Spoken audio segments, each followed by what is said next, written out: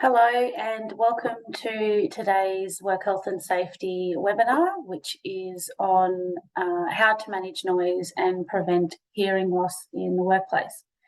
My name is Lauren Carrison and I'm the Work Health and Safety Facilitator for the Tasmanian Chamber of Commerce and Industry.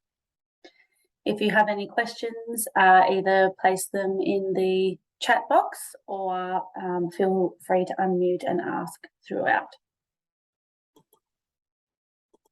So today we'll be going through just probably a quick half an hour slideshow on how to manage noise and prevent hearing loss at work.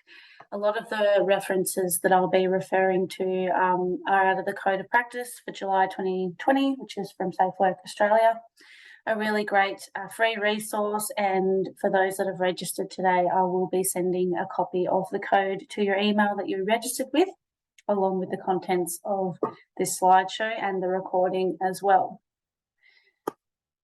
So we get asked a lot, who actually has a duty of care as far as, in the safety space when it's related to noise in the workplace. So your ultimate duty holder is the person conducting a business or undertaking, and that doesn't change with a lot of things. And if you don't know what a person conducting a business or undertaking is, it's basically the company or organisation on your pay slips.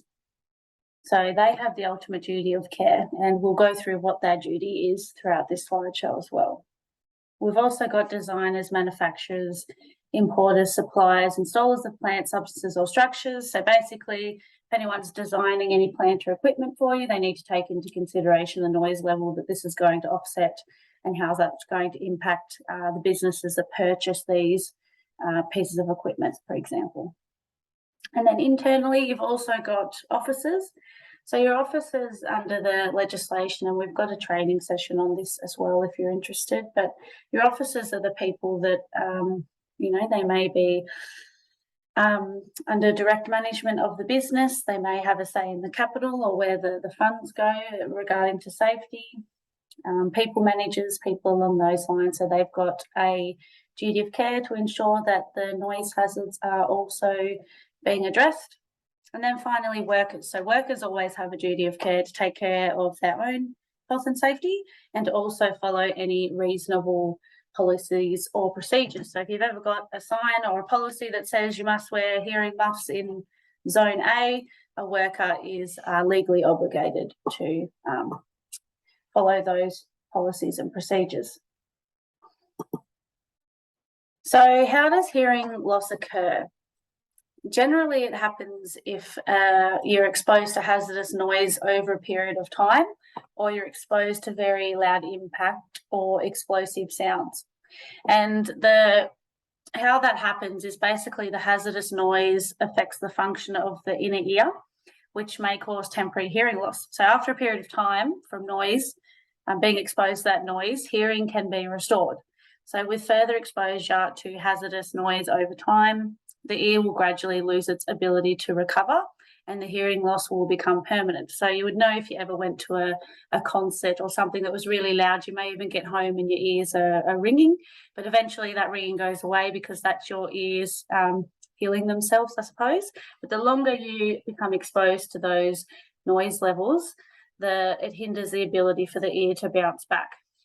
So permanent hearing loss can occur suddenly if you're exposed to that loud impact sound or an explosion, and it can also happen over a gradual amount of time when you're exposed to hazardous noise levels. And we'll go through what those hazardous noise levels are. But basically, if anyone ever experiences any of these or an explosive sound or a loud impact and their noise is impaired, it can last for a couple hours and then it may bounce back. It's when it doesn't, when there's a little bit of a problem, and we need to take all these situations into account in the workplace. So, sorry, I'll go next. So when you're looking at assessing sound, you're usually looking at dBA or dBc. So dB stands for decibel, and that's the unit of measurement for sound levels. So dB is just the unit. dBA and dBc refers to the type of filters used when measuring the decibel. So an A weighted, which is dBA, It's a sound level meter that applies to mid-range frequencies, whereas your C-weighted, your DBC, is the sound level meter that measures your very low and very high frequencies. So you just think your A is your mid-range frequencies, and that's usually what is spoken about. And your DBC is your very low, very high frequencies. And they're just different filters that go on a decibel reader. How much noise is too much noise? So again, this is all from the codes, but basically decibels are not like normal numbers, so they can't be added or subtracted in a normal way. The decibel scale is logarithmic. On this scale, an increase of 3 decibels represents a doubling of sound energy, so that's where it's not normal. So this means that every 3 decibels increases the noise level can cause the same damage in half the amount of time. So if you look at this graph, you can see, and this is out of the codes, at 85 dBA, you can be exposed for 8 hours. Whereas if you increase that dBA by 3, which is 88, you can only be exposed to it for 4 hours. So it's halved your exposure time. And that's what gets a little bit tricky with noise. And when you are doing noise assessments, is always refer back to the codes or the relevant Australian standard, because it's not like normal maths that you think you would figure out. It goes up like this graph shows here. And a lot of people also get caught out. I've seen industries that have gone from 4-hour shifts to 8-hour shifts, or 8-hour shifts to 12-hour shifts with the same noise levels. And you need to consider, especially if you're going from an 8 to a 12-hour shift, your safe noise exposure, I suppose, is then 82. So it's gone down by 3. But that can all be done or assessed in a noise assessment. It's just good to have a good understanding of it. Other effects of noise. So although safe levels to guard against these effects have not yet been fully determined, as a guide, the risk of adverse health effects can be minimised by keeping noise levels below 50 dBA where work is being carried out that requires high concentration or effortless conversation, and 70 dBA where more routine work is being carried out that requires speed or attentiveness and where it is important to carry on conversation. So it's when conversations are really important and you need to be able to easily have those in the workplace. Noise at levels that do not damage hearing can have other adverse health effects. So this can arise when noise chronically interferes with concentration and communication. Persistent noise stress can increase the risk of fatigue and cardiovascular disease, including high blood pressure and heart disease. And towards the end of this slide, we'll also go through some other effects, not just hearing loss or causes for hearing loss as well. So if you think you've got a noisy or hazardous noise environment, here is what you should be doing. So what is involved in managing risk? You may have seen this circle before. This is out of the Code of Practice for Managing Work Health and Safety Risks at Work. And basically, you always start with 1, which is identify your hazards. You then go to 2, assess the risk unless the risk is known. You then go to 3, control risks, and then we will review control measures. All of this needs to be done within consultation of workers, officers, PCBU, and you need to have management commitment as well. And again, there's a whole presentation on managing work health and safety risks in the workplace if you're interested in looking into that in more detail. But this is basically the heart of a risk assessment.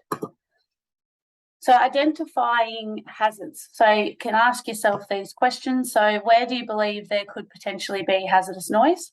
Sometimes it's very obvious, sometimes it's not. Are there any areas where there is sudden loud noises? You need to consult your workers. So say, hey, do you think that there's any hazardous noise environments that you're working within? Ask them what they think. Conduct a walkthrough assessment of the workplace.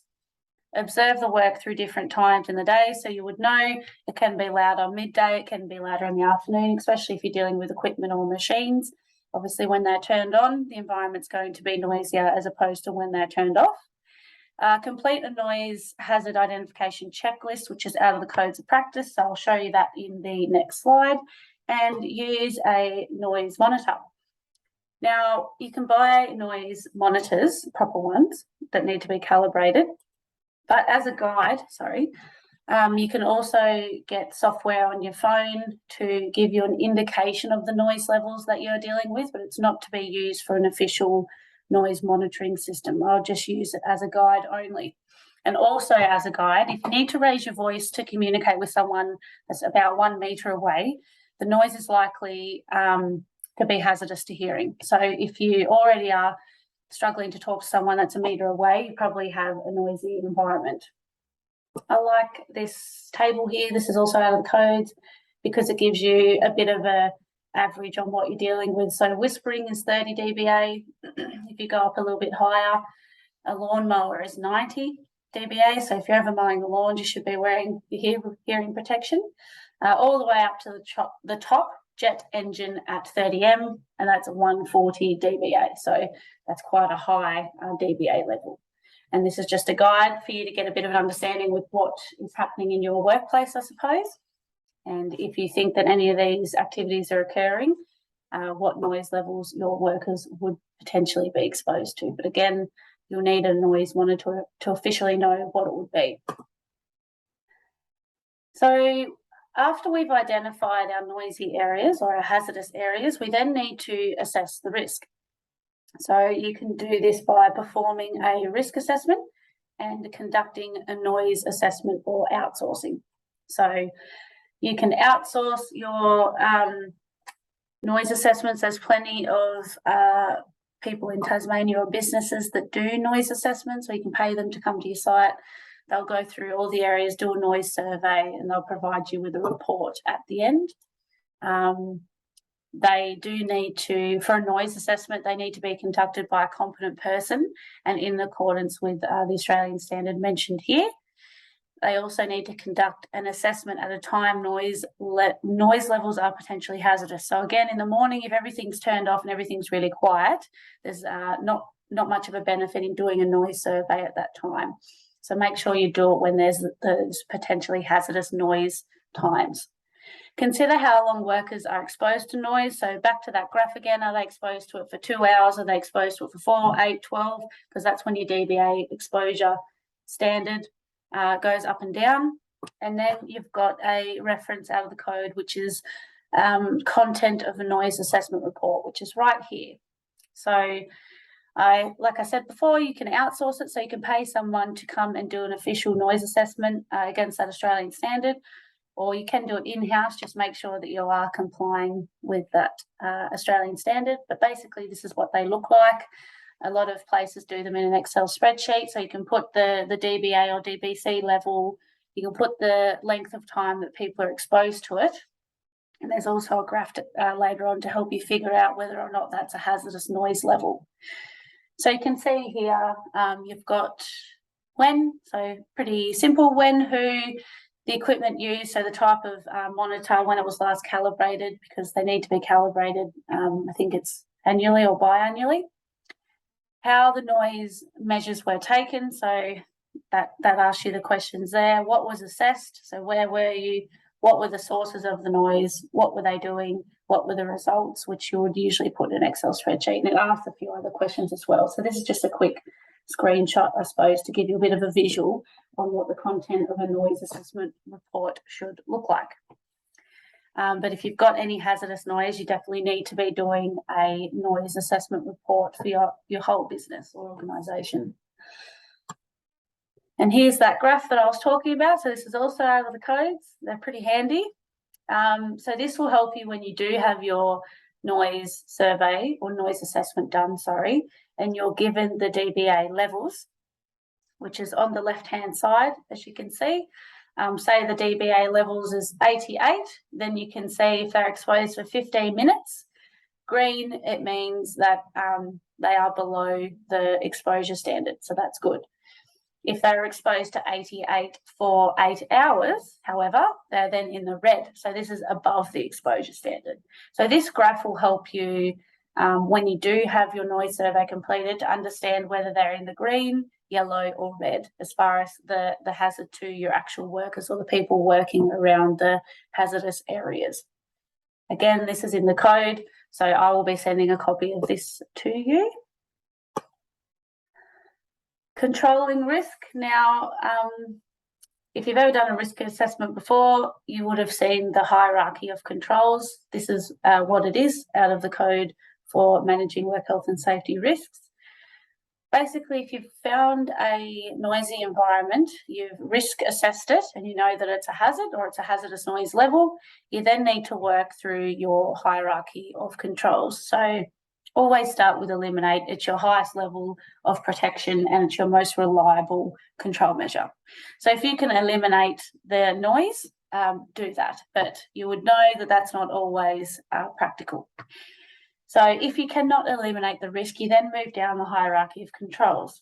So you may want to substitute the hazard with a safer alternative. So you could buy quiet. So if you look at say you use packaging machinery, if you've got a really old machine that's really loud and clunky, you could substitute it with a safer, quieter machine that's actually compliant against the noise standards. So therefore, your workers aren't even going to be exposed to those hazardous noise levels anymore. You could also isolate the hazard from people. So, make sure if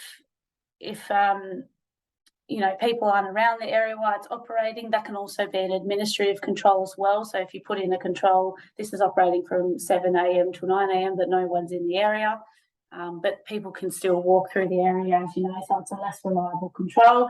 And then reduce risks through engineering controls. So there's heaps of engineering controls that you can do. You can put sound covers over equipment. You can put,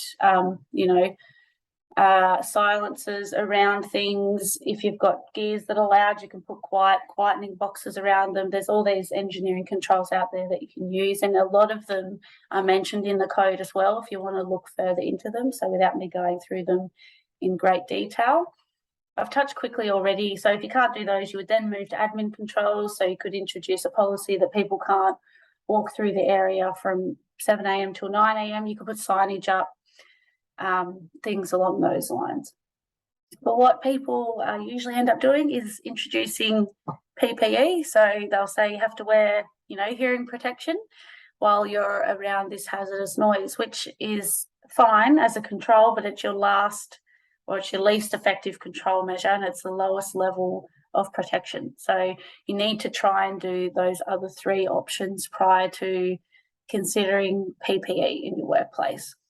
There's also, it's not as simple as just getting some earmuffs. You need to buy specific hearing protection that's rated for the work that they're doing. So if you've got DBC, so very loud, explosive sounds like a gunshot that's occurring, they need to have a different set of earmuffs. Whereas if they're around, say, 88 dBA, where it's not as loud or no explosion sounds, and it's a different kind of earmuff that they need to be wearing as well. So this is where it gets a little bit complicated, but there's a whole Australian standard on that. And if you're ever talking to someone really knowledgeable in PPE, they should be able to help you out if you have your noise assessment on what hearing protection people should be wearing. But yeah, don't make the mistake of just going and buying something off the shelf. You need to actually ensure that it is rated for the dBA or DBC that the person is exposed to. So that's our hierarchy of controls in a nutshell, and that's what you'll work through on your risk assessment. Audiometric testing. So audiometric testing is when you get a contractor to come along. They can either bring a noise-proof environment with them, like a trailer, or you send people off-site. An audiometric test tests that person's hearing. So it'll give them a number of sounds. The person will respond whether or not that they can hear it, and it will give you a report on that person's hearing health, basically. So when somebody is exposed to hazardous noise in the workplace, they must be audiometric tested by the workplace. They must also be tested within 3 months of the worker commencing work. So if you ever want to read through the details on this specifically, it is there's a part in the code all on audiometric testing. So if anyone's ever issued earmuffs or hearing protection, they're therefore exposed to hazardous noise levels. They therefore need to be audiometric tested. The business needs to do that. And a lot of businesses aren't aware of the fact that they need to do that. And we'll touch a little bit more on that towards the end, which is very soon. Other causes of hearing loss other than noise can be vibration, and that can be either hand-arm vibration, so HAV, or whole body vibration, WBV. So that's because you've got those little hairs in your ear, which are what protects you from hearing loss. If your body's being vibrated, it can affect those hairs in your ear and therefore impair your hearing. Ototoxic substances, so that can be I've got a few examples written here, so solvents, heavy metals, painting, printing, boat building, construction, so it's basically hazardous products. They can also impair your hearing. And then you've got acoustic shock, so that's when you are have some headphones on, for example, and you're exposed to some loud noises. There's a whole explanation on vibration, ototoxic substances, and acoustic shock on the codes as well, which I'll provide you to read through if you would like more information on that. So this is a lot of information to take in, and it's basically only a high-level talk through on what a business should be doing as far as their noise levels. So basically, in a nutshell, as a business, you need to be risk assessing the potentially hazardous noise environments, which is back to that circle. So identify, assess, control, review. And I can help businesses with that for free if they need it. You also need to be performing audiometric testing for workers that are exposed to hazardous noise and wearing PPE, as in hearing aids. Hearing protection, not hearing aids. So they need to be audiometric tested, and noise assessments need to be conducted of the workplace and also semi-routinely. So I couldn't seem to find a figure on how often you need to be audiometric tested and how often you need your noise assessments to be conducted, but I would recommend around every 2 years. I think the audiometric testers usually recommend 2 yearly testing anyway. As far as your noise assessments are concerned, you should get them done around the same time that you're getting the audiometric testing done for your workers as well. And if you are seeing any impairment to that person's hearing in the 2-year gap from when they had their first audiometric test to their second, that needs to be investigated. So it could be due to their work, it could be due to other things, but it needs to be investigated for that person because you are potentially impairing that person's hearing while they are at work, which isn't what we want, obviously. That's the end of the slideshow, so I try and keep it within half an hour. I'll just end the recording briefly.